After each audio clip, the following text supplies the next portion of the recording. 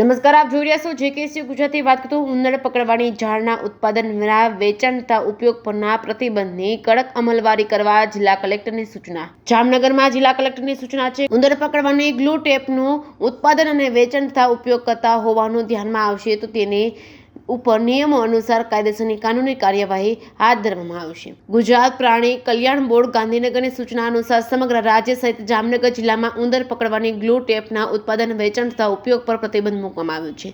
જે અંગે જિલ્લા કલેક્ટર બીકે પંડ્યાના અધ્યક્ષસ્થાને જિલ્લા પ્રાણી ક્રૂરતા નિવારણ સોસાયટીની સમીક્ષા બેઠક જિલ્લા કલેક્ટર કચેરી ખાતે યોજાઈ હતી. સમીક્ષા બેઠકના અધ્યક્ષ જામનગરના પ્રાણી ક્રૂરતા નિવારણ સોસાયટી અને જિલ્લા કલેક્ટર જામનગર દ્વારા ઉંદર પકડવાની ગ્લુ ટેપના ઉત્પાદન અને વેચાણ અને વપરાશને લઈને સમગ્ર જિલ્લામાં જામનગરમાં સદંતર પ્રતિબંધ માટે કડક સૂચના આપવામાં આવી છે.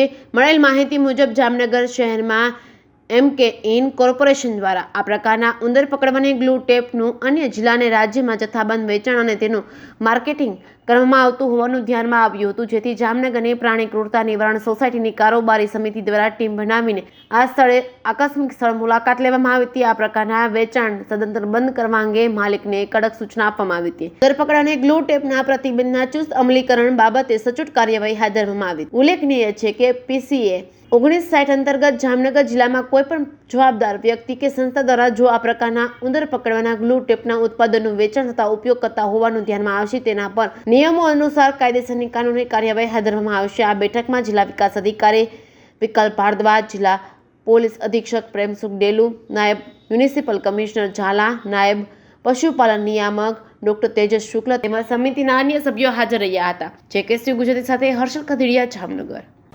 ભારતીય જીવજંતુ કલ્યાણ બોર્ડ તેમજ ગુજરાત પ્રાણી કલ્યાણ બોર્ડ ગાંધીનગર દ્વારા મળેલ સૂચના અન્વયે અને હાઈકોર્ટમાં જે રીટ પિટિશન દાખલ થઈ છે, જે PIL દાખલ થઈ છે, તે અન્વયે આજ રોજ જામનગર જિલ્લા પ્રાણી ક્રૂરતા નિવારણ સોસાયટીની ખાસ આકસ્મિક એક કારોબારી સભાનું આયોજન કરવામાં આવેલું હતું. અને મળેલા હાઈકોર્ટની આદેશ મુજબ અત્યારે ગુજરાત રાજ્યની અંદર તે પૈકી જામનગર જિલ્લામાં ઉંદર પકડવા માટે જે ગ્લુ ટ્રેપનું વેચાણ થઈ રહ્યું છે, મેન્યુફેક્ચરિંગ થઈ રહ્યું છે કે પછી વપરાશ થઈ રહ્યો છે, તે અન્વયે કોઈ પણ પ્રકારનું આ કામગીરી કરવામાં ન આવે તે માટે કમિટી દ્વારા માનનીય કલેક્ટર સાહેબની અધ્યક્ષતાની મિટિંગમાં ઠરાવવામાં આવેલ હતું. આજ પછી જામનગર જિલ્લાની અંદર ગ્લુ ટ્રેપ જે ઉંદર પકડવા માટે યુઝ કરવામાં આવે છે તેનો કોઈ પણ પ્રકારે મેન્યુફેક્ચરિંગ એટલે કે ઉત્પાદન નહીં થઈ શકે, તેનું વેચાણ નહીં થઈ શકે અને તેનો વપરાશ નહીં થઈ શકે તે માટેની સ્પષ્ટ સૂચના સમગ્ર જામનગર જિલ્લાની અંદર આપવામાં આવેલી હતી. જામનગર જિલ્લાની અંદર MK એન્ટરપ્રાઇઝ દ્વારા આ જ પ્રકારના ગ્લુ ટ્રેપના વેચાણ અંગેની કામગીરી કરવામાં આવેલી હતી.